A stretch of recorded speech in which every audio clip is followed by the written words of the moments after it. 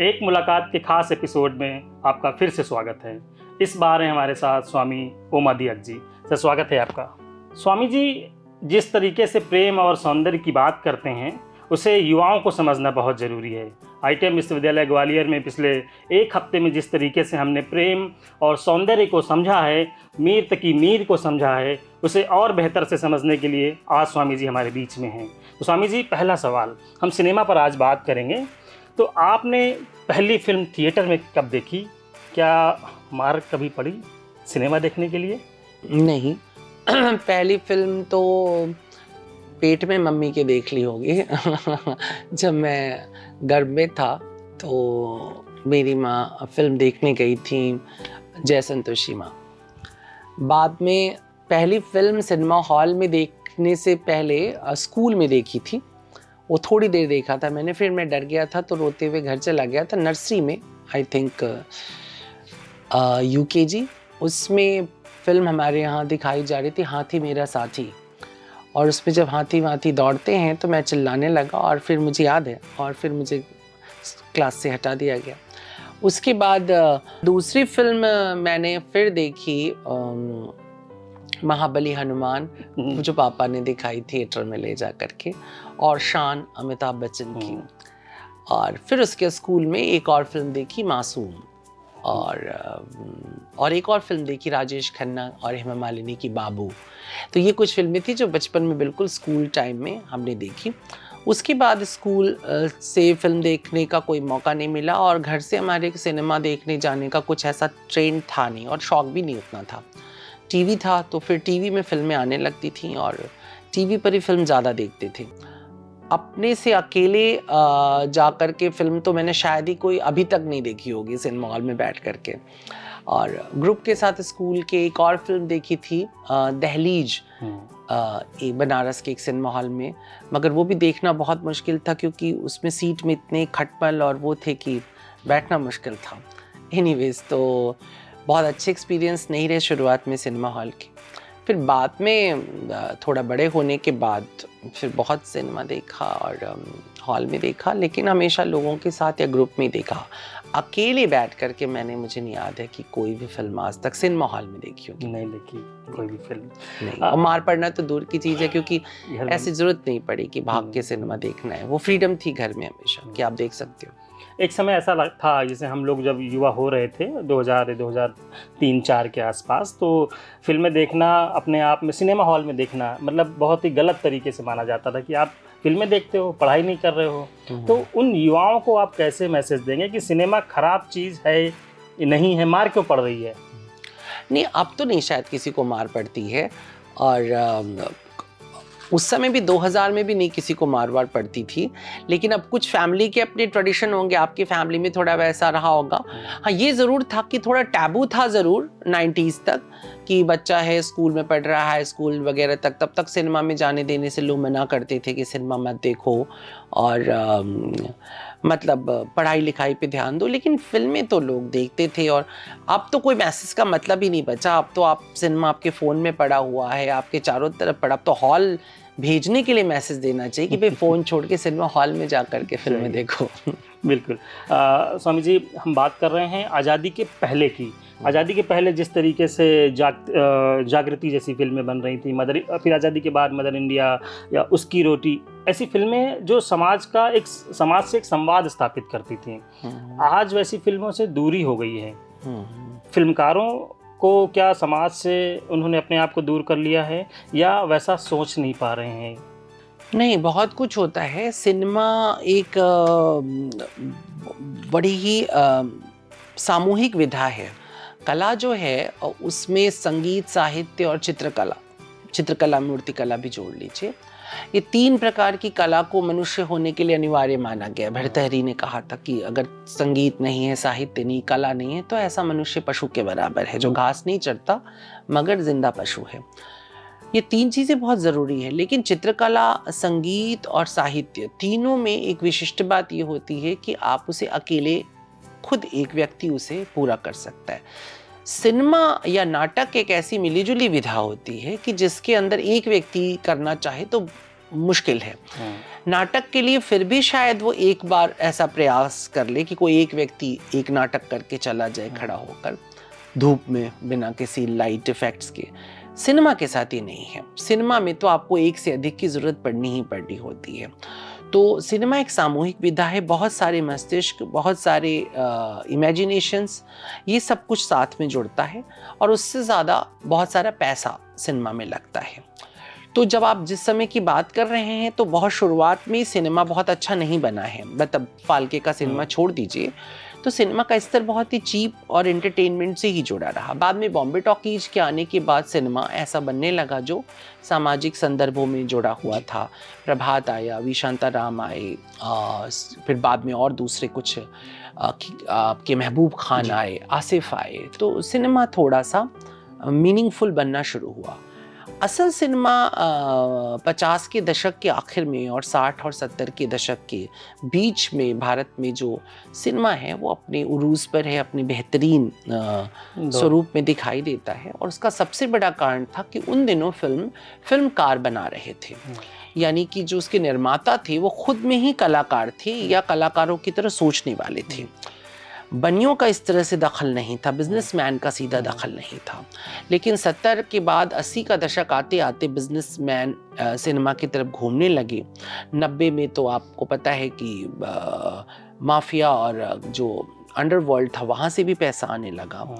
और 2000 के आसपास तो तमाम कॉरपोरेट सिनेमा की तरफ आए। तो डेफिनेटली जब एक कलाकार काम करता है और जब एक दुकानदार काम करता है तो दोनों में अंतर होता है। तो दुकानदार अब सिनेमा बना रहे हैं लंबे समय से, तो डेफिनेटली दुकान पे माल बिकता है, कला नहीं बिकती है। तो आप जो है सिनेमा को उद्योग मानते हैं या कला मानते हैं? उद्योग है, लेकिन उद्योग से पहले कला है। उद्योग तो हर चीज़ है। क्या साहित्य उद्योग नहीं है? साहित्य भी एक बहुत बड़ा उद्योग है। चित्रकला उद्योग नहीं है, बहुत बड़ा उद्योग है। संगीत उद्योग नहीं है, बहुत बड़ा उद्योग है।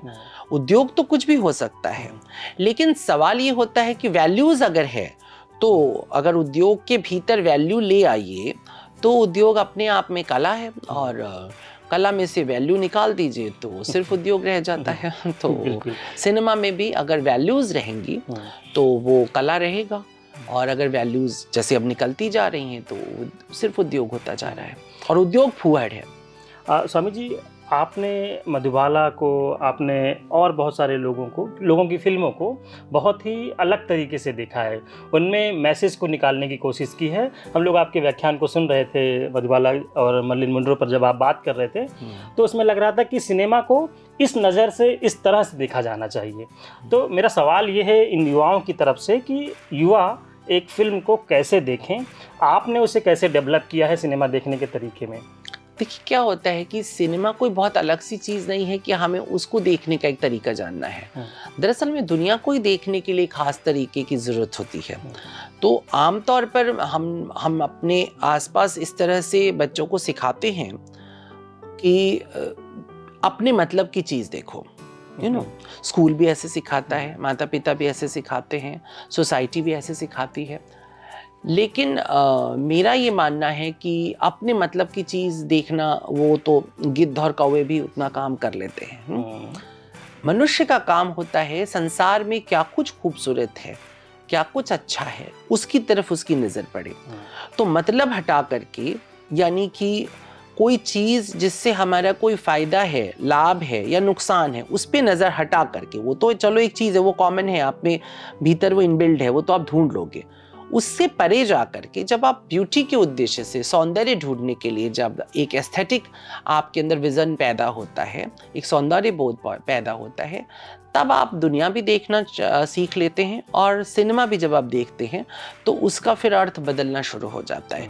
वरना आप, हो सकता है कि जैसे मैं छोटा था और मेरे पूरे परिवार को अमिताभ बच्चन का मेनिया था, सभी को अमिताभ बच्चन को देखने का शौक था।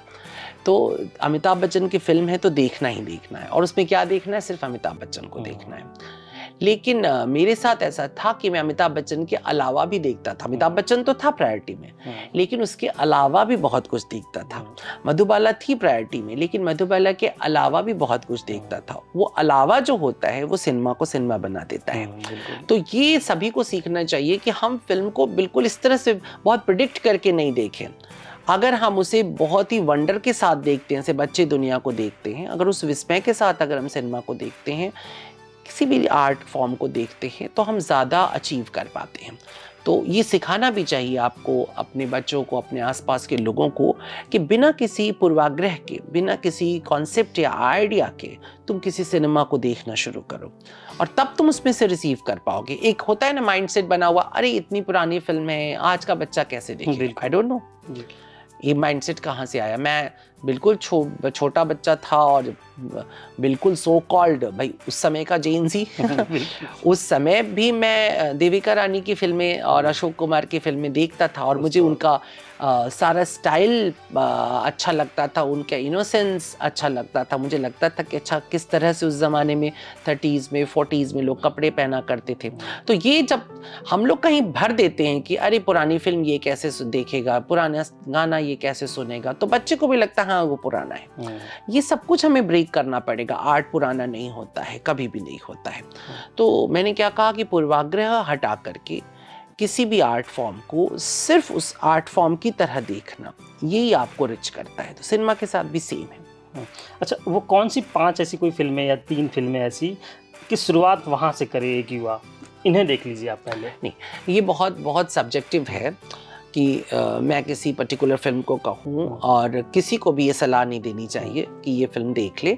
अगर आप उससे ये पूछेंगे कि इस विधा में कौन सी 5 फिल्में, 3 तो मैं बता सकता हूँ, लेकिन सिनेमा तो अब किसी का मन है वो मिकी डोनाल्ड की फिल्म देखना चाहता है, टॉम एंड जेरी देखना चाहता है, वो देखे। किसी को हैरी पॉटर से शुरू करना है, हैरी पॉटर से शुरू करे, और किसी को मृणाल सेन या ऋत्विक घटक की फिल्म से शुरू करना है। तो ये तो उसके अपने पर्सनल चॉइस पर है।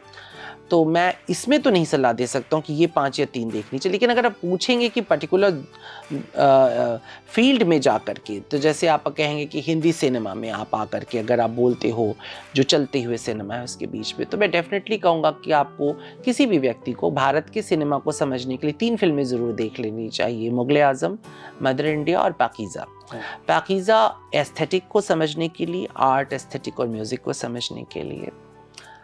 उसके बाद मुगल आज़म जो हमारा सिनेमा का जो हाइट है उसको समझने के लिए देखना चाहिए कि फ़िल्म कैसे होनी चाहिए, वो एक बड़ी फिल्म जिसको कहते हैं। तो वो देखने के लिए आपको मुगल आज़म देखना चाहिए, और मदर इंडिया देखना चाहिए कि दरअसल हिंदुस्तान कैसे सोचता है, भारत के सोचने का तरीका क्या है, वो आपको मदर इंडिया में दिखाई देता है। मतलब इतने साल बीत जाने के बाद भी, लगभग अब मदर इंडिया को बीते कितने साल हो जाएंगे, लगभग 60 साल से ऊपर हो जाएगा। इतने साल बाद भी उसकी रेलेवेंसी ख़त्म नहीं हुई है। सुखी लाला का फेस बदल गया है, अब वो कोई बड़ा कॉरपोरेट हो चुका है। राधा का फेस बदल गया है, लेकिन कहानी जहाँ की तहाँ खड़ी है। तो भारत को समझना है तो मदर इंडिया ज़रूर देखनी चाहिए। भारत के एस्थेटिक को समझना है तो पाकीज़ा देखनी चाहिए।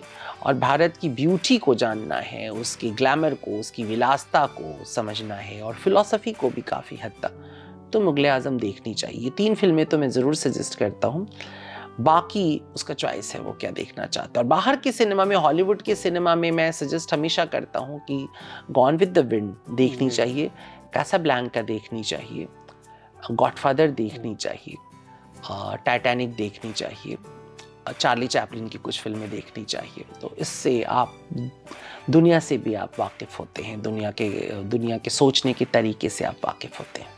स्वामी जी मोबाइल चलाते हैं?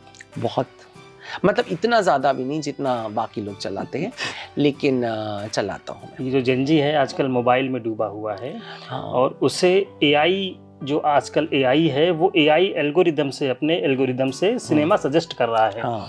उन जेनजी को, उन लोगों को कैसे, क्या बताना चाहेंगे कि वो कैसे इस सजेशन से बचे? क्योंकि एल्गोरिदम तो आपके आसपास जो घट रहा है, जो बताने चाह रही, जो कंपनियां बता रही हैं, वो सिनेमा दिखाने की कोशिश कर रही हैं। तो हम अच्छा सिनेमा कैसे सर्च करें, इस पर क्या कहेंगे? देखिए, मैंने फिर पहले ही कहा है कि ये प्रॉब्लम जेनजी की नहीं है, ये प्रॉब्लम हमेशा से है। जब से आपने सैटेलाइट का मीडिया आया था, मुझे लगता है हम लोग भी अपने स्कूल के टाइम में बहुत जल्दी कैप्चर हो गए थे सैटेलाइट मीडिया के हाथ में, और धीरे धीरे सैटेलाइट मीडिया समझाने लगा कि ये गाना अच्छा है, ये टॉप पे चल रहा है, ये फिल्म टॉप पे चल रही है। बहुत सारे फिल्मी क्रिटिक आ गए, एक बिजनेस ही खड़ा हो गया फिल्म क्रिटिक्स का, और बहुत सी फालतू और पुअर फिल्में सुपर हिट हो गई क्योंकि क्रिटिक्स ने उनको अप्रिशिएट किया और सैटेलाइट मीडिया ने बहुत अप्रिशिएट किया।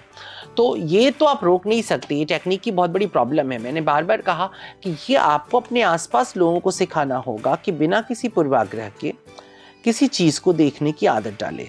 तो जब वो ऐसा करने लगता है तो डेफिनेटली उसको उसके अंदर एक एस्थेटिक सेंस पैदा हो जाता है, और वो फिर वो छन्नी लगा सकता है कि भाई मेरे को ये कचरा नहीं देखना है, मुझे यही अच्छी चीज़ देखनी है। बट हाँ, एक दूसरी त्रासदी मैं ज़रूर ये बताता हूँ कि वैसे तो मनुष्य एक लंबे समय से, शायद पिछले 500 सालों से ही, वो अपने आप से कोई निर्णय लेने में असमर्थ होता जा रहा है।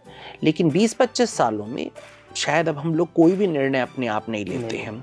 वो एक पूरा एक मास्टर ब्रेन है जो तय करता है और फिर उसे स्प्रेड कर देता है, कोरोना के बाद तो ख़ास तौर पर। तो उसमें जेनजी भी उसी में फंसा हुआ है, वो कुछ भी देखने के लिए मजबूर है, बाध्य है, क्योंकि ऐसा ही उसके आसपास माहौल बना के रखा जा रहा है। तो इस पे जेनजी तो कुछ नहीं कर सकता, इसमें पीछे वाली पीढ़ियाँ, जो लोग ताकत में हैं, जो सत्ता में हैं, वही कुछ कर सकते हैं। स्वामी जी, एक गाना अपनी पसंद का गुनगुना देंगे तो हम आगे की तरफ। मैं बिल्कुल बेसुरा हूँ, गुनगुना तो बिल्कुल नहीं सकता। जो बता ज़रूर सकता हूँ मैं कि मेरी पसंद के बहुत से गाने हैं, लेकिन नंबर 1 पे हमेशा से मेरा गाना है लता जी का गाया हुआ, तुम न जाने किस जहां में खो गए, हम भरी दुनिया में तन्हा हो गए। ये सवाल इसलिए पूछा कि आजकल फिल्मों में जबरन आइटम सॉन्ग्स डाले जा रहे हैं। हाँ। इस पर आपका क्या कहना है? इससे असहमत हूँ मैं। आइटम सॉन्ग बहुत पहले से है इंडिया में, बहुत पहले से है।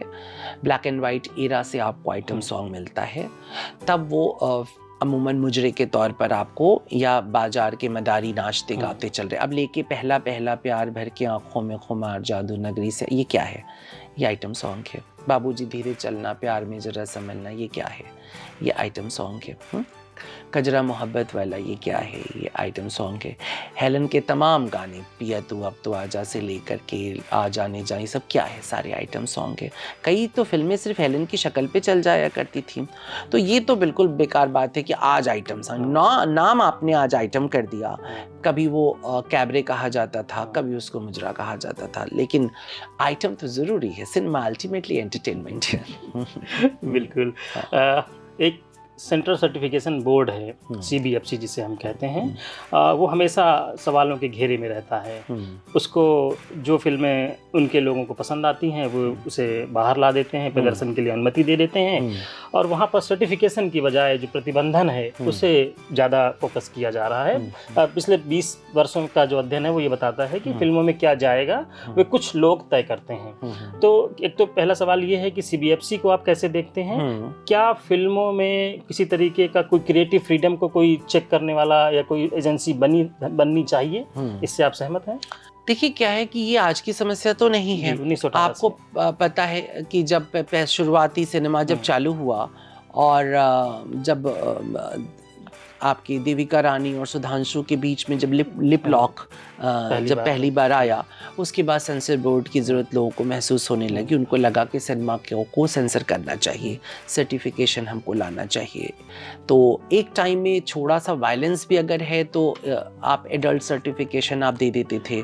हीरोइन ने अगर एक बिकनी भी पहनी हुई है तो एडल्ट सर्टिफिकेशन हो जाता था। आपको पता है मधुबाला अपनी फिल्म नहीं देख पाई थी एडल्ट होने से, नूतन अपनी फिल्म नहीं देख पाई थी एडल्ट होने की वजह से, तनुजा नहीं देख पाई थी अपनी ही पहली फिल्म एडल्ट होने की वजह से। तो ये कहना कि बहुत पहले का, मुझे लगता है सेंसरशिप भी कोई बहुत अच्छा तो नहीं था। 50 के दशक में आप देखिए कितने गाने खराब हो गए हैं। स्क्रीन पर आप देखिए हीरोइन और हीरो का मुंह कुछ चल रहा है और सेंसर ने उसको बदल करके छोटे छोटे वर्ड, जैसे नागन सी चाल मैंने जान ली, मधुबाला और शम्मी कपूर का एक गाना, आएगा आएगा आएगा ये क्या हो गया, आरती मुखर्जी और रफ़ी ने उसको गाया है। अब उसमें एक गाना है नागन सी चाल मैंने जान ली। अब उस लाइन को नागन सी चाल मैंने जान को काट करके छम छम सी चाल, अभी स्क्रीन पे एकदम साफ शमी कपूर की अदा सब नागन को इंगित करे, पर आप छम छम कर रहे हैं। अब नागन में क्या प्रॉब्लम थी, लेकिन उस समय के सेंसर बोर्ड को लगा कि औरत को नागन कहना ठीक नहीं है। Do understand? तो ये तो हमेशा एक ग्रुप रहता है और वो ये करेगा, और ये सिर्फ सिनेमा के साथ नहीं है। अगर हम सिनेमा को अभिव्यक्ति की आज़ादी की बात कर रहे हैं और कह रहे हैं उसके ऊपर से हर प्रकार का सुपरविजन हटा देना चाहिए, तो फिर तो हर प्रकार के संविधान को और कोर्ट को भी हटाने की बात करनी चाहिए, क्योंकि अभिव्यक्ति केवल सिनेमा में नहीं है, अभिव्यक्ति बहुत बड़ी चीज़ है, उसका डिबेट भी बहुत बड़ा है। तो अगर कोर्ट है, संविधान है, कानून है, सज़ा है, अच्छा बुरा लगना है, तो सेंसर बोर्ड का रहना भी ज़रूरी है। बिल्कुल। तो आप सेंसर बोर्ड का होना सही मानते हैं? हाँ, और ये हमेशा तकलीफ रहेगी। हो सकता है मैं ही कल कोई फिल्म बनाऊं और सेंसर बोर्ड के इसमें से 20 सीन हटा दो, हो सकता है मुझे ये दुख झेलना पड़े, लेकिन इसके माने ये नहीं कि मैं कहूँगा सेंसर बोर्ड हटा दो, क्योंकि सेंसर बोर्ड हटा देने के बाद क्या होगा? आप देखिए ओटीटी के ऊपर कितनी गंदगी और कितनी माँ बहन की गालियाँ सिर्फ ग्लैमराइज करके डाला गया। जब थोड़ा सा सरकार सचेत हुई, थोड़ा सा सेंसर बोर्ड सचेत हुआ, तो वो गंदगी कम हुई। अब आपको लगता है जी अभिव्यक्ति की स्वतंत्रता है, लेकिन मुझे ये बताइए कि बिना मतलब की माँ बहन की गालियां देते चले जाना, बिना मतलब के ऐसे रिलेशनशिप दिखाना कि छात्र अपनी मैडम के साथ शारीरिक संबंध बना रहा है, अपनी बुआ के साथ बना रहा है, अपनी दीदी के साथ इसका मतलब क्या है? आप इससे सिखाना क्या चाहते हैं? मैं कोई मॉरल पुलिसिंग की बात नहीं कर रहा हूँ, लेकिन अल्टीमेटली आप परवर्टेड नहीं सिर्फ करने में लगे हुए हैं सोसाइटी को, तो परवर्जन से बचाने का भी तो कोई जिम्मा है ना। थोड़ा तो उसको आपको, बाद में उसकी मर्जी, वो जिसके साथ जाके क्या संबंध बना रहा है ये हमारा आपका कंसर्न नहीं है, लेकिन हम उसके लिए प्रोवोक करें, ये थोड़ा सा मुझे लगता है कि इसके लिए थोड़ा सा होना चाहिए। और बहुत ज़्यादा सेंसर का दखल भी अच्छा नहीं है। तो मुझे याद आता है एक वाकया कि देवानंद की एक फिल्म 90s में आई। देवानंद तब तक काफ़ी उम्र दराज हो चुके थे। एक फिल्म थी उनकी, नाम मैं भूल रहा हूँ, तो उसमें बूढ़े देवानंद जो जवान हमेशा स्क्रीन पे रहते थे, उनका एक सिगरेट पीने वाला सीन था, और आशा पारेख उन दिनों सेंसर बोर्ड की मेंबर थे। तो उन्होंने वो सीन काट दिया, ये कह करके कि आपको सिगरेट पीता देख करके देश के युवा सिगरेट पिएंगे। तो देवानंद ने कहा था कि मुझे नहीं लगता कि अब देश का युवा मुझे देख रहा है लेकिन सेंसर बोर्ड ने अपना काम किया। तो ये चीज़ें तो होती रहेंगी। सेंसर बोर्ड में आखिरकार आदमी ही बैठ रहे हैं, पर जल्दी शायद एआई टेक ओवर कर लेगा सेंसर बोर्ड को, तो हम शायद ज़्यादा अच्छी फिल्में देख पाएंगे, क्योंकि तब हम वाद में नहीं बंधे होंगे। वरना एक समय में जब वामपंथ हावी था सेंसर बोर्ड में, तो तमाम ऐसी फिल्में जिसमें धर्म के संदर्भ में अच्छी बातें होती थी उनको सेंसर कर दिया जाता था। अब दूसरे प्रकार के लोग बैठे हैं तो वो रैशनल बातों को सेंसर कर देते हैं।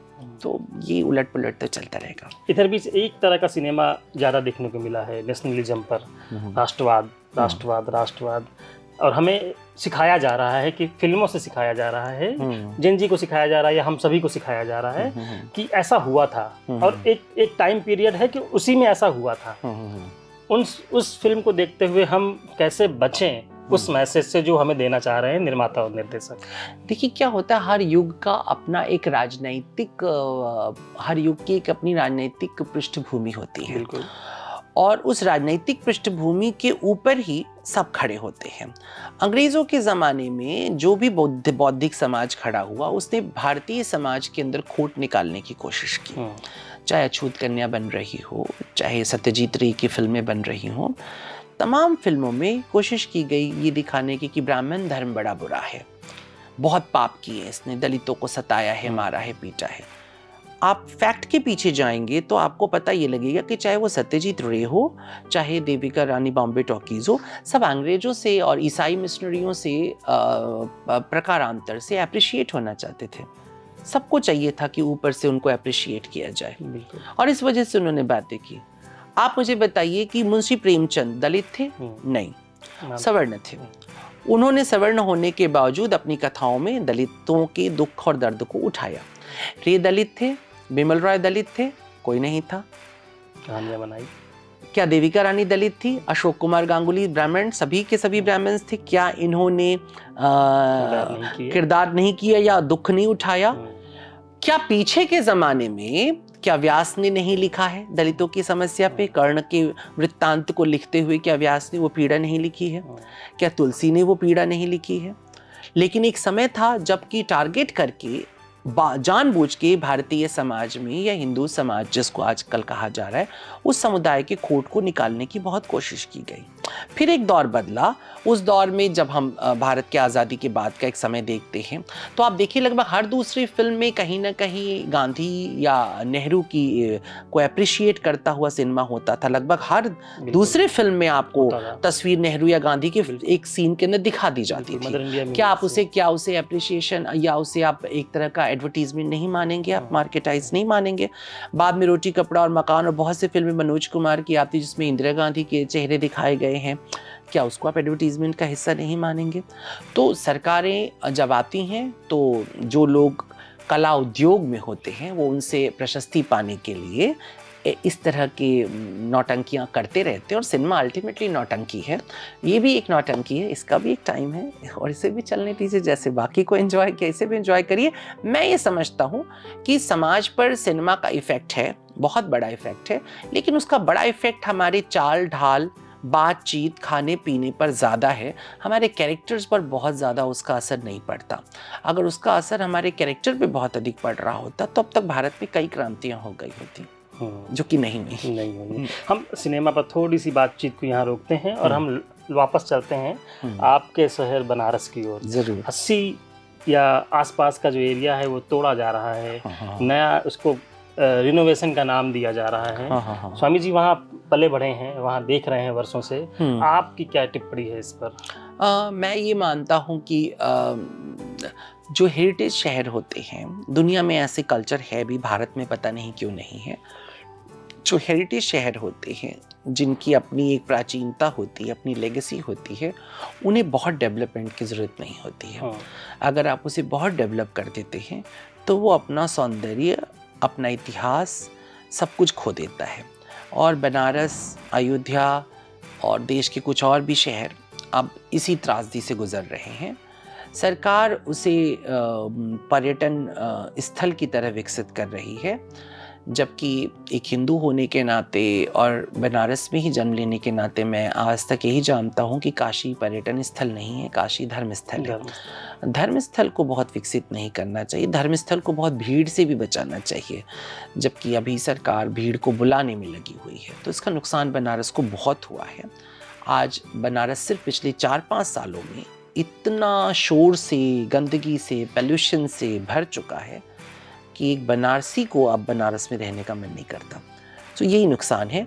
बाकी सरकार तो डेवलपमेंट के हिसाब से सोचती है, अच्छी सड़क हो जाए, अच्छे पुल बन जाएं, लाइट्स की व्यवस्था हो जाए, उसका अपना पॉइंट ऑफ व्यू है। और लेकिन मुझे लगता है कि इस तरह हम एक बहुत खूबसूरत मतलब लेगेसी जो हमारी है उसको हम खोते हैं। तो कुछ चीज़ें तो अच्छा, जनता के पॉइंट ऑफ व्यू से भी मैं कहूँ कि अगर आप बहुत तरक्की खोजते हैं, बहुत ज़्यादा तरक्की खोजते हैं, तो फिर आप तसल्ली अपनी खो देते हैं। तो बनारस में तरक्की हुई है और तसल्ली खो गई है। आप साहित्य की तरफ भी लौटे, आपको जब आपकी सबसे मतलब पूरे देश भर की सबसे महंगी किताब मानी जाती है वो, महंगी कविता। तो दर्शक उस महंगी कविता की एक छोटी सी पंक्ति, 2 लाइनें, 4 लाइनें, जो भी आप सुनाना चाहें वो रखेंगे। और आप क्या बनना चाहते थे जब आप युवा थे, उसको भी आप दर्शकों के सामने रखिए। पहली बात तो ये कि मुझे अपनी कविताएं याद नहीं रहती, तो दूसरों की तो मैं 1000 कविताएं सुना सकता हूँ, मुझे अपनी कोई कविता याद नहीं रहती है। और महंगी कविता में कौन कौन सी कविताएं हैं, उसमें क्या है वो बता दीजिए। महंगी कविता में तकरीबन 175 कविताएं हैं, और उन 175 कविताओं में ज़्यादातर जो सामाजिक संदर्भों से जुड़ी हुई कविताएं हैं, और कुछ कविताएं दार्शनिक हैं उस तरह की, तो पर अच्छी कविताएं हैं वो। तो अभी पहली किताब है वो कविताओं की मेरी, और कुछ और गहरी कविताएं हैं जो बाद में शायद आएंगी। अभी वो जानबूझ के प्रकाशकों ने नहीं छापा था कि पहले हम वो कविताएं लेकर के आते हैं जो इसका सामाजिक सरोकार ज़्यादा है। तो महंगी कविता में सामाजिक सरोकार की कविताएं बहुत हैं। एक कविता है सुंदर संसार, वो बहुत ही अच्छी कविता है।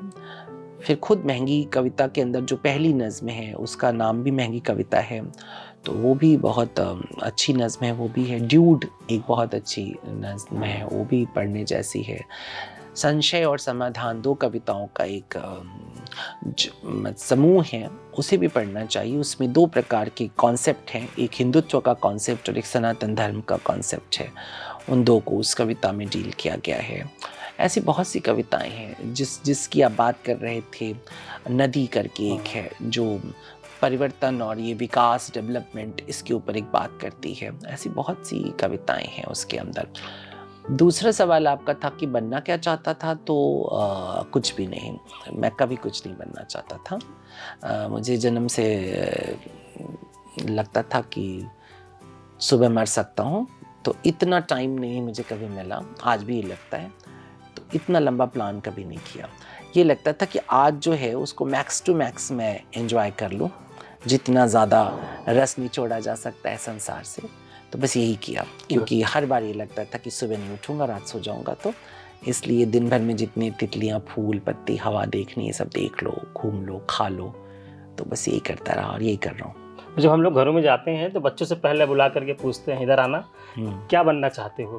तो उन बच्चों की तरफ से कुछ उन पेरेंट्स के लिए बोल दीजिए। मुझे भी बुला के पूछा जाता था तो मैं कहता था मैं भगवान हूँ।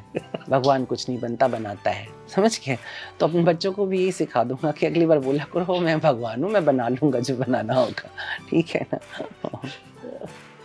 साहित्य पर सिनेमा बनना लगभग कम सा हो गया है, क्या मार्केट नहीं है, या फिल्मकारों ने उस विधा को या उस कैरेक्टर को रखने के लिए, उन कहानियों को पर्दे पर उतारने के लिए कोशिश नहीं किया? उन्हें पढ़ना पड़ता है इसलिए वो नहीं कर पा रहे हैं? नहीं, बहुत सिर्फ एक ही कारण है, जिसको थोड़ी देर पहले आपने जिसकी तरफ इशारा किया भी था, कि सिनेमा जो है वो अभी एक उद्योग बन चुका है।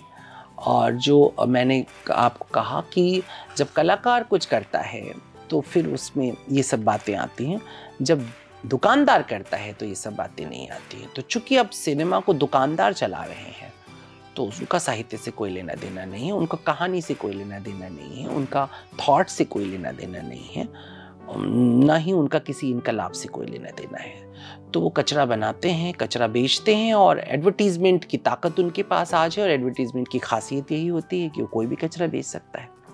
तो अब उनको ज़रूरत नहीं है अच्छा सिनेमा बनाने की, इस कारण आपको कोई अच्छा सिनेमा नहीं मिल रहा है। अगर साहित्य भी बन रहा है तो उसकी भी छीछा लेदर हो जा रही है पूरी तरह से, क्योंकि इतना नाक घुसेड़ते हैं अब ये कॉरपोरेट्स कि आप अच्छा काम नहीं कर सकते। अगर आप साहित्य में, तो बहुत कलाकारों और फिल्मकारों को जानता हूँ, बड़े फिल्मकारों को, जो अब रोते हैं इस नाम पे कि कॉरपोरेट्स ने हमको चौपट करके रख दिया है।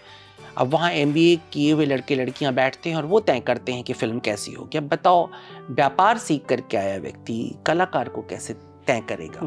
तो ये भारतीय सिनेमा तो अब एक तरह से गर्त में जा चुका है, और मुझे नहीं लगता कि इसकी 10 साल से ज़्यादा की ज़िंदगी है। अगर ये इसी पैटर्न पर है तो 10 साल के बाद हम में से कोई हिंदी सिनेमा नहीं देखेगा। हम हॉलीवुड देखेंगे, यूरोप का सिनेमा देखेंगे। हम जूठन क्यों चाटेंगे हमको, जब बेहतरीन खाना उधर से मिल जाएगा? क्योंकि जब आपको उसी को कॉपी करना है, आप क्यों देखेंगे? जब आप MI देख ले रहे हैं तो आप किंग बैठ के क्यों देखेंगे? For what? किस लिए आप देखेंगे? तो ये है, अभी चूंकि पीछे वाले लोग बचे हैं जिनको अभी कुछ चेहरे अच्छे लगते हैं, बूढ़े होने के बावजूद भी उनको हीरो पना उनमें नज़र आता है, तो वो देख रहे हैं। लेकिन आफ्टर सम टाइम, थोड़े समय के बाद ये खुमार उतर जाएगा, और नए लड़के लड़कियों के अभी उनकी जो फ़ैन फॉलोइंग, मतलब जिस तरफ वो अपने को फ़ैन समझते हैं, अभी देखो इंटरनेशनल आर्टिस्ट को वो ज़्यादा फॉलो करते हैं। तो कोई ज़रूरत नहीं है कि कल वो शाहरुख खान और सलमान खान और फलाने ढिकाने की फिल्मों देखना चाहेंगे। तो मैं ये मानता हूँ कि हिंदी सिनेमा और भारत का जो सो कॉल्ड बॉलीवुड सिनेमा है, ये अपने आखिरी दौर में ही चल रहा है। सोशल रिस्पॉन्सिबिलिटी एक बड़ा शब्द है और बड़ी बात भी है, लेकिन जो हमारे अभिनेता अभिनेत्रियां हैं, जब ये किसी प्रोडक्ट का विज्ञापन करते हैं तो भूल जाते हैं कि उनकी वजह से वो प्रोडक्ट और ज़्यादा समाज में जाएगा। बहुत सारे विज्ञापन है, गुटखे का विज्ञापन हो गया, सोडा या किसी शराब का विज्ञापन हो गया। क्या वो सही है? और वो सही है अगर उसकी नज़र से अगर देखें, मार्केट वैल्यू के हिसाब से देखें तो सही लगता है कि हाँ, मार्केट में अगर इतने एक लंबे समय तक काम किया है किसी ने और उसको एक तरीके से रिस्पॉन्सिबल होकर के दिखाने की भी कोशिश कर रहे हैं, लेकिन जो मार्केट में जो लोग हैं, जो कंज्यूमर हैं, वो कंज्यूमर को लग रहा है कि मेरा जो फ़ैन है, मैं जिसका फ़ैन हूँ, वो तो खा रहा है तो मैं भी खा सकता हूँ, उन्हें कुछ नहीं हुआ तो हमें कैसे होगा। मीम्स बहुत सारे सोशल मीडिया पर कमेंट लोग लिखते हैं। तो सवाल ये है कि क्या एक अभिनेता या अभिनेत्री को सोशल रिस्पॉन्सिबिलिटी के नाते उसे मना नहीं करना चाहिए? देखिए, ये बहुत व्यक्तिगत सी बात हो जाती है। बहुत सारे कलाकारों को मैं जानता हूँ जिन्होंने अपनी ज़िंदगी में ऐसा कोई ख़राब का ऐड नहीं किया, बहुत सारे पैसे ऑफ़र होने के बावजूद। इवन अमिताभ बच्चन का तो फेमस किस्सा है कि जब उनके पेट का ऑपरेशन हुआ और पता लगा कोल्ड ड्रिंक पीने की वजह से उनको नुकसान हुआ, उसके बाद उन्होंने कभी किसी कोल्ड ड्रिंक का विज्ञापन नहीं किया। खुलेआम उन्होंने कहा कि मुझसे गलती हुई है। पंकज त्रिपाठी जी ने, उनको बहुत बार गुटखा और शराब ऐसी नशे की चीज़ों का ऑफ़र हुआ, उन्होंने मना किया।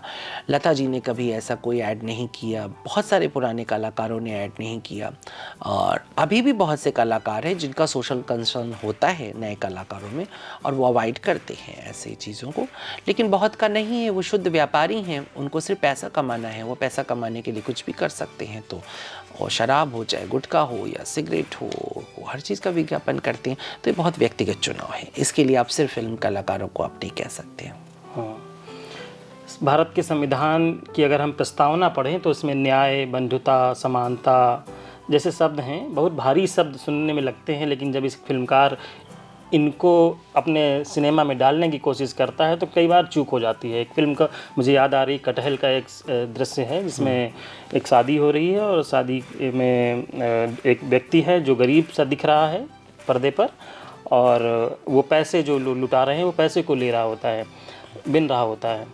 तो पुलिस वाला जा कर के उसे बहुत बहुत बदतमीजी से उसे खींचता है। तब उसी कैरेक्टर में एक बात कही जा रही है, एक पुलिस वाली जो महिला है वो कह रही है कि तुम्हें अधिकार मारने का नहीं है, तुम उसे किनारे खड़े कर सकते हो। तो ऐसे छोटे छोटे दृश्य फिल्मों में दिखते हैं, लेकिन एक ब्रॉड लेवल पर जब हम देखें, जब 2000 फिल्में बन रही हैं भारत में, तब ऐसा सिनेमा बहुत कम दिखता है, ऐसे बहुत कम दृश्य हमें दिखाई देते हैं। तो क्या फिल्मकारों को क्या नसीहत देना चाहेंगे या क्या बताना चाहेंगे? नसीहत तो बड़ी बड़ी बात हो गई। तो फिल्मकारों को सिनेमा में लिखते समय, स्क्रिप्ट लिखते समय या कहानी लिखते समय क्या इन मूल्यों को ध्यान में देना चाहिए, क्योंकि आप सिनेमा बेसिकली इन्हीं संवैधानिक मूल्यों के अंतर्गत बना रहे हैं? देखिए, मैं फिर वही बात दोहरा दूंगा एक बार फिर से कि ये सब बातें पहले बहुत ध्यान रखी जाती हैं। आप याद करिए कि पुरानी फिल्मों में अमिताभ बच्चन के आने से या उनके उद्भव से पहले का जो सिनेमा था, आपको कब हीरो मारधाड़ करता सड़क पे मिलता था? अक्सर पिटता ही मिलता था, क्योंकि असली ज़िंदगी में तो हीरो पिट जाते हैं, वो मार के नहीं लौट पाते हैं। क्योंकि गांधी का इम्पैक्ट था, अहिंसा बहुत वैल्यू रखती थी, हीरो मारना पीटना नहीं चाहता था। लिखने वाले व्यक्ति के भीतर गांधीवाद था, उसके अंदर कहीं एक भारत में अहिंसा और सद्भाव। हर दूसरे सिनेमा में आप देखते थे कोई मुस्लिम कैरेक्टर अच्छा होता था, कोई ईसाई कैरेक्टर, जिसको लेके आजकल तंज भी किया जाता है। मैं बार बार ये कहता हूँ कि ये बेकार की बात है। ईसाई, सिख या मुसलमान को अच्छा दिखाने का कारण ये था कि वो माइनॉरिटीज़ में थे, और किसी भी मेजॉरिटी का काम होता है कि वो माइनॉरिटी को पैम्पर थोड़ा सा करे, उसका केयर करे, जैसे घर में छोटे भाई छोटे बच्चों का केयर किया जाता है। इसलिए पुराने सिनेमा में आपको ये बात थोड़ी सी दिखाई देती है। बाद के सिनेमा में धीरे धीरे धीरे ये जाता हुआ दिखाई दिया। 80 का दशक आते आते फिर हीरो किसी को भी मारने लगा, लेकिन उसमें भी ये केयर थोड़ी सी दिखाई जाती थी कि भाई अनर्गल किसी कमज़ोर को ना सताया जाए। तो सिनेमा में जब तक सिनेमाकार रहेंगे या कथाकार रहेंगे, लिखने वाले अच्छे रहेंगे, तब तक इन वैल्यूज़ की बात होगी। लेकिन जब शुद्ध दुकानदारी हो जाएगी तो वैल्यूज़ का कोई मतलब नहीं।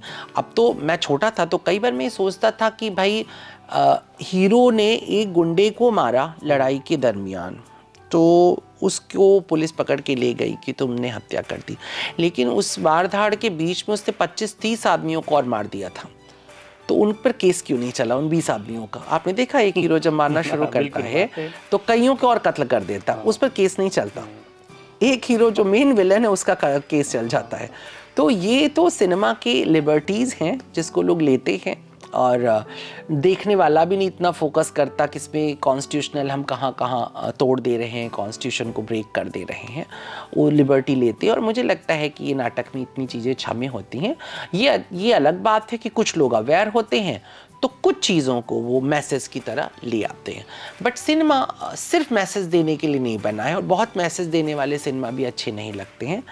ये ज़रूर है कि अगर लेखक, सिनेमा को लिखने वाला अगर इंटेलिजेंट है और उसमें सेंस है, तो वो बहुत खूबसूरती के साथ, जैसे कि जिसमें मनोज कुमार की, राज कपूर की, गुरदत्त की, इस तरह के फिल्मकारों की जो महारत थी वो यही थी कि बिना किसी भाषणबाजी के वो समाज के बहुत महत्वपूर्ण अंगों को बड़ी खूबसूरती के साथ पर्दे पर पहुंचा देते थे। तो ये अभी भी अगर कोई अच्छा राइटर है और अच्छा फिल्मकार है तो ये काम कर लेता है, और अगर नहीं है तो आप उम्मीद करना ही बेकार है। तो भाषा के स्तर पर भी तो बदलाव देखने को मिलता है। एक उर्दू को जिस तरीके से संवादों की भाषा, वो हमारे समाज से निकलता है। हमारे समाज में उर्दू कहाँ है? हमारे समाज में नहीं। हमारे तो प्रधानमंत्री भी उर्दू में नहीं बोलते हैं, शुद्ध हिंदी में नहीं बोलते हैं, इंग्लिश में बोलते हैं।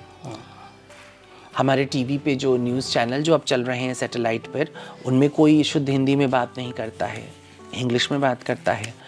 तो जब आपके समाज में चारों तरफ आपकी भाषा का स्तर गिर चुका है या बदल चुका है, ऐसे में अब सिनेमा से क्यों आप उम्मीद कर रहे हैं कि वो बहुत ही सोफिस्टिकेटेड ज़बान में बात करेगा, एरिस्टोक्रेट ज़बान में बात करेगा? हम एक स्लैंग की दुनिया में आ गए हैं, और मैंने अपनी कविता में लिखा भी था कि अब हम भाषा नहीं स्लैंग बोलते हैं। तो स्लैंग में हम आ चुके हैं। तो स्लैंग में जब हमारा समाज स्लैंग में है, तो आप अपने कॉलेज में घूम जाइए, आप देखिए कितने लोग शाइस्तगी और तमीज़ से बातें कर रहे हैं। कौन अब लड़का है जो कह रहा है तशरीफ़ रखिए? अभी नहीं है ना। तो जब स्लैंग आपकी सोसाइटी में घूम रहा है तो आपके सिनेमा में भी स्लैंग ही आएगा। ये सोसाइटी से आता है। तो आकर्षित क्यों कर रहा है ये सिनेमा युवाओं को? आकर्षित कर रहा है क्योंकि वो स्लैंग की दुनिया में हम रह रहे हैं। हम हर चीज़ में उत्तेजना खोज रहे हैं, तो अब सिनेमा भी उत्तेजक है। हमारी ज़िंदगी उत्तेजक हो गई। आप अपने बच्चों को आपने उत्तेजना सिखाई। आप छोटे से गोद में खेलने वाले बच्चे को आपने तितली फूल पत्ती कब दिखाई? आपने तो उसको कंप्यूटर दिखाया, प्रोजेक्ट दिखाया, मोबाइल फ़ोन दिखाया, ऑनलाइन क्लासेस दिखाई हैं, जंक फूड दिखाया है। वो अब क्या लेके बाहर निकलेगा वहाँ से? तो आपने अपने बच्चों को मार दिया, आपने अपने आसपास की सोसाइटी को नरक बना दिया है। फिर आप सिनेमा से उम्मीद करते हैं कि सिनेमा बहुत सुंदर भाषा में। अब बताओ, कोई फिल्म के अंदर मेरे महबूब तुझे मेरी मोहब्बत की कसम 14 मिनट का गाना चलेगा, कौन देखेगा बैठ करके? उसको कौन सुनेगा? तो इसलिए तेरी झलक का शर्फी चलता है और पब्लिक उसे देखती है। फिल्मों में संगीत भी उत्तेजक हो गया है, क्योंकि आपने लता दीदी के साथ में उनके साथ रहे हैं। उस समय का संगीत भी बहुत मधुर होता था। आज भी उस दौर के लोग आज भी उस मधुर संगीत को फील करते हैं। ग्रामोफोन भी बहुत सारे लोगों ने रख रखा है जो उसे फील करते हैं। आज वो संगीत भी इतना फास्ट फॉरवर्ड हो गया है कि आपको 2 मिनट 2.5 मिनट का गाना आपको आपके अंदर जोश भरता है। पहले का संगीत जोश तो नहीं भरता था कम से कम। तो बदलाव क्यों आया? संगीत तो अपनी भाषा होती थी। नहीं, पहली बात तो ये है कि सिनेमा के संदर्भ में एक बात बता दूं कि एक तो हिंदी फिल्मों से गाने ख़त्म हो गए हैं लगभग। अब बहुत पैची गाने हैं। मतलब अब वो गाने डिस्टर्ब करते हैं सिनेमा को। वो लगता ही नहीं कि सिनेमा का हिस्सा है। अब पुरानी फिल्मों में आप गाना, अब मान लो मधुबाला का आप गाना देख रहे हैं, अच्छा जी मैं हारी चलो मान जाओ ना, तो सिनेमा में वो काला पानी का गाना जिस जगह वो आएगा, उसके पहले भी एक कहानी, उसके बाद भी कहानी, और बीच में वो उस कहानी के साथ कंटिन्यू करके आगे जा रहा है। ठीक है? या नजर लागी राजा तोरे बंगले पे, जब वो उसके अंदर वो मुजरा आ रहा है, उस कहानी के साथ वो कंटिन्यू कर रहा है। समझ गए? आज की फिल्म में जब एक गाना आता है तो वो गाना का सिनेमा से कोई मतलब नहीं होता, उसकी कहानी से कोई मतलब नहीं होता। वो बिल्कुल ऐसे आता है एलियन की तरह, फिर चला जाता है। ठीक है? उसका रीज़न ये है कि हमारी जो सिनेमा का जो क्राफ्ट है वो बदल गया। हम बहुत बुरी तरह से हॉलीवुड से प्रभावित हो गए। जो पिछला सिनेमा हमारा था वो हमारे भारतीय नाट्य शास्त्र की विधा पर था। तो इसके चलते हुए क्या होता था कि हम उसमें एक विदूषक रखते थे। कोई जॉनी वॉकर होता था, कोई महमूद होता था, एक नायक होता था, एक नायिका होती थी, एक खलनायक, जो हमारा नाट्य के शास्त्र की विधा है। फिर उसमें संगीत होता था। वो पूरी विधा हमने ब्रेक कर दी और अब हम हॉलीवुड की तरह सिनेमा बनाने की कोशिश पिछले 15-20 सालों से हमने किया है, जिसमें कि गाना धीरे धीरे ख़त्म हो रहा है। और गाने का ट्रेंड इसलिए भी ख़त्म हो गया क्योंकि हमने बीच में जब अपने म्यूज़िक डायरेक्टर खोए, लिरिक राइटर्स खोए, तो धीरे धीरे दर्शकों ने उन गानों को रिजेक्ट करना शुरू कर दिया। तो सिनेमा पे गाने नहीं चलने लगे। ये भी 2010, 11, 12, 13, 14, 15 के समय आ गया कि लोग सिनेमा के गानों में उठ के बाहर निकलने लगे। तो सिनेमाकार को लगा कि फालतू का काय को 3 घंटा करना, इतना शूट करना, इससे बेटर है 2 घंटे का फिल्म बनाओ, 2 गाने प्रमोशनल डालो, ख़त्म करो। तो सिनेमा अब कोई फिल्मकार सिनेमा के लिए गाने नहीं बनवाता। आपने गाना बनाया है, मैं सिनेमा बना रहा हूँ, तुम्हारा गाना मुझे अच्छा लगा, तुम बेच दो, तो मैंने तुम्हारा गाना डाल दिया, ठीक है। ये अब होता है। तो इस वजह से अब गानों का कोई मीनिंग नहीं रह गया है, कोई फीलिंग नहीं रह गई। और रही बात फास्ट, तो वो तो सोसाइटी है, समाज इतना फास्ट और इतना उत्तेजक हो चुका है, तो गाने भी उत्तेजक ही रहेंगे। लेकिन फास्ट तो है, लेकिन अगर कुछ लोग ऐसे भी हैं जो वाकई में आज भी सुनना चाहते हैं संगीत वैसा ही, लेकिन तो उनके लिए पुराने नहीं पा गाने पड़े तो हैं, लाखों गाने आपके पास हैं, सारे गामा कारवां आप बजाइए और सुनिए, हजारों गाने। एक भीड़ है जो अच्छा सिनेमा या एक तरीके से जो क्रिएटिव सिनेमा लोग बना भी रहे हैं, वो भीड़ जाकर के सिनेमा हॉल तोड़ रही है। उस भीड़ को कैसे आप देखते हैं? मैं इसे अच्छा नहीं समझता हूँ, ये ठीक नहीं है। विरोध एकदम अलग चीज़ होता है और विरोध वैचारिक होना चाहिए। इस तरह का विरोध और इस तरह की विरोध को प्रश्रय देना या इस पर कड़ी कार्रवाई नहीं करना, ये सरकार की कमज़ोरी का हिस्सा है। और अगर ये स्थिति रहती है तो आने वाले समय में हम लोग अपने लगभग सभी क्रिएटिव लोगों को खो देंगे, क्योंकि क्रिएटिव आदमी जो होता है वो स्वभाव से बगावती होता है, उसमें एक इनकलाब होता है, एक रेवोल्यूशन होता है। और कला बगावत से पैदा होती है, वो प्रशस्ति से पैदा नहीं होती है। यही एक अंतर है रहीम और तुलसी के बीच में, कि रहीम अकबर की प्रशंसा में उनके नवरत्नों में बैठे रह जाते हैं। बहुत बड़े कवि होने के बावजूद भी वो लोक कवि नहीं बन पाते, वो पूरे भारत को छू नहीं पाते हैं।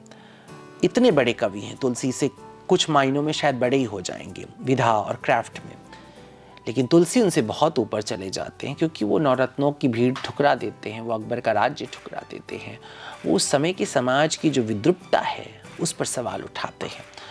तो मुझे लगता है कि सरकारों को समझना होगा, समाजों को समझना होगा कि अगर अपने देश में, अपने समाज में कला को ज़िंदा रखना है तो फिर विरोधों और बगावतों का स्वागत करने की उसमें एक काबिलियत होनी चाहिए, धैर्य होना चाहिए, अन्यथा तो बहुत मुश्किल होगी आने वाले समय में।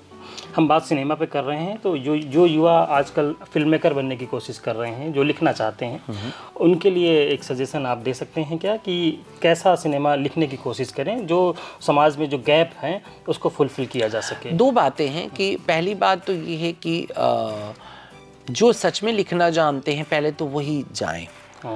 सिर्फ सपने देखने से सब कुछ नहीं होता।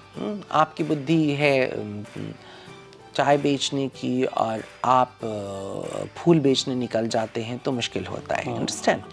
तो पहले तो अपने अंदर टटोलिए कि क्या आप में वो काबिलियत है, आप शायरी कर भी पाते हो, आप गद्य लिख भी पाते हो, पहला तो ये होता है।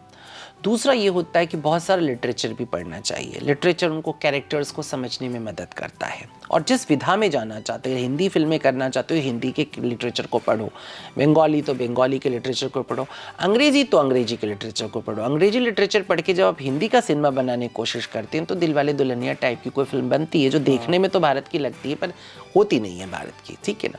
तो ये एक प्रॉब्लम है जिसमें आप लेखक के साथ ये चीज़ें हैं। एक और बात मैं कहता हूं कि थोड़ा सा उसको कंटेम्प्रेरी अपने आसपास के सिनेमा से बचना चाहिए।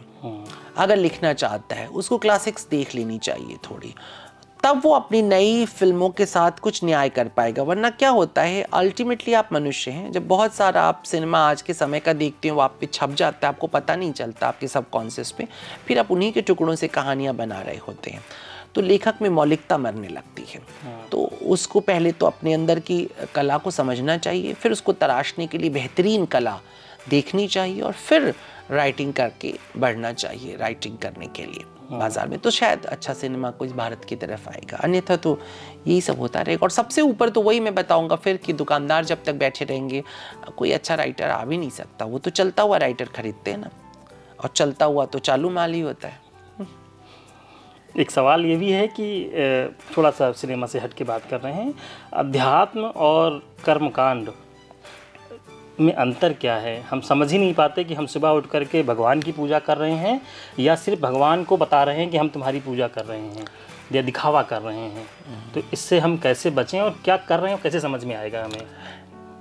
मुझे लगता है कि आध्यात्म और कर्मकांड में कोई डिफरेंस नहीं है। आध्यात्म कर्मकांड जो होता है वो आपके आध्यात्म को ग्रोथ देता रहता है। आध्यात्म कोई बहुत बड़ी चीज़ नहीं है, बड़ी चीज़ है धर्म, और धर्म के कई हिस्से हैं, उनमें कर्मकांड भी एक चीज़ है और दर्शन भी एक चीज़ है, समझ गए। और आप भगवान को पूज रहे हैं कि भगवान के सामने बता रहे हैं, दोनों स्थिति में आपका एक बात तो प्रूव है कि आप भगवान से कनेक्ट हैं। दोनों चीज़ों में मैं अपनी माँ को आई लव यू बोलूँ और मैं अपनी माँ को आई लव यू ना बोलूँ, मैं उनको मन में प्यार करूँ, दोनों सिचुएशन में ये तो तय है कि मेरे को अपनी माँ से प्रेम है। अब आई लव यू बोलने से कोई नुकसान तो नहीं हो जाएगा मेरी माँ को। तो हम लोग पर्सनिफाइड करते हैं, कर्मकांड एक पर्सनिफिकेशन है एक चीज़ का। तो हम ईश्वर को जब पर्सनिफाइड कर देते हैं, उसका व्यक्तित्वीकरण कर देते हैं, तब उस सिचुएशन में हमको उसके साथ वैसा ही व्यवहार करना होता है जैसे व्यक्ति के साथ करना होता है। तो तमाम घरों में अभी आप ही निकलते होंगे तो बच्चे आपको नमस्ते करते होंगे, हेलो बोलते होंगे, उनके दिल में कतई नहीं होगा, उनको ऐसा भी लगता कईयों को कि नहीं आता तो बढ़िया होता, दिन अच्छा गुजरता आज मेरा, ठीक है, लेकिन वो नमस्ते तो करता है। तो ठीक है, ऐसे ही बहुत सारे लोग हैं जो भगवान के सामने सिर्फ इसलिए जाते हैं ताकि उनकी हाजिरी लगी रहे, तो व्हाट्स रॉन्ग, कोई गलती नहीं है। जैसे भी हो आपको भगवान के आसपास होना चाहिए। दिल से नहीं हो तो कोई बात नहीं है, दिमाग से हो जाओ, दिमाग से नहीं हो सकते हो शरीर से हो जाओ, पर किसी तरह से होना चाहिए। कर्मकांड बहुत खूबसूरत है, रिचुअल्स बहुत सुंदर हैं।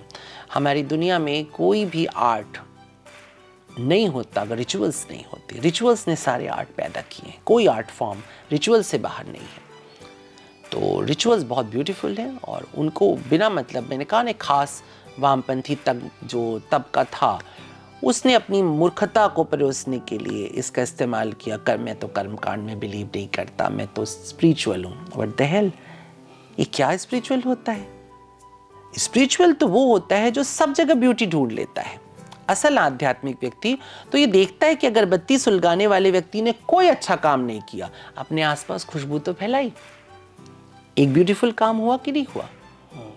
मंदिर में जाके लड्डू चढ़ाने वाले व्यक्ति ने कोई अच्छा काम नहीं किया, 2 बच्चों को लड्डू तो मिला खाने के लिए, एक अच्छा काम हुआ कि नहीं हुआ।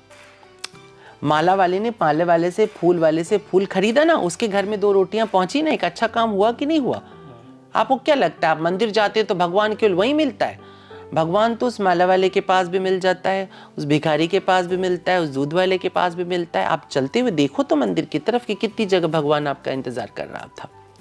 वो तो आखिरी में भीतर आपको मंदिर में दिख रहा है, लेकिन उसके पहले रास्ते भर उसने आपसे बात की थी। तो कर्मकांड अपने आप में बहुत ब्यूटीफुल है, रिचुअल्स, बशर्ते आप आध्यात्मिक हों। जब आध्यात्मिक आप हैं ही नहीं, आप बौद्धिक पिशाच हैं, तो आपके लिए क्या मतलब है कर्मकांड का, वो हो ना हो, समझ गए। आपने हमसे बातचीत की और इन दिनों आप ITM विश्वविद्यालय ग्वालियर में हैं, तो हमारे जो युवा छात्र हैं जो आपको देख रहे हैं, सुन रहे हैं, लंबे समय से आपसे बातचीत भी लगातार कर ही रहे हैं, उनके लिए एक संदेश क्या देना चाहेंगे इस विश्वविद्यालय के नाते, इस विश्वविद्यालय में होने के नाते? ये बहुत ही खूबसूरत विश्वविद्यालय है। मुझे नहीं याद है कि मैं अपनी ज़िंदगी में JNU के अलावा मैं किसी विश्वविद्यालय में मैंने इतना विज़िट किया होगा। और इस विश्वविद्यालय में टैगोर की शांति निकेतन जैसी विचारधाराएं हैं, जहाँ कला है, साहित्य है, संगीत है, अभिव्यक्ति है और सोचने की आज़ादी है। तो जब तक आप इस विश्वविद्यालय में हैं, आप अपने सोचने और अपनी अभिव्यक्ति की जो आज़ादी है उसका जितना फ़ायदा उठा सकते हैं उठाइए, क्योंकि यही है जो आपको आगे ज़िंदगी में कोई बड़ा आदमी बनाएगी। आपने हमसे बातचीत की, इसके लिए आपका बहुत धन्यवाद। धन्यवाद। Thank you.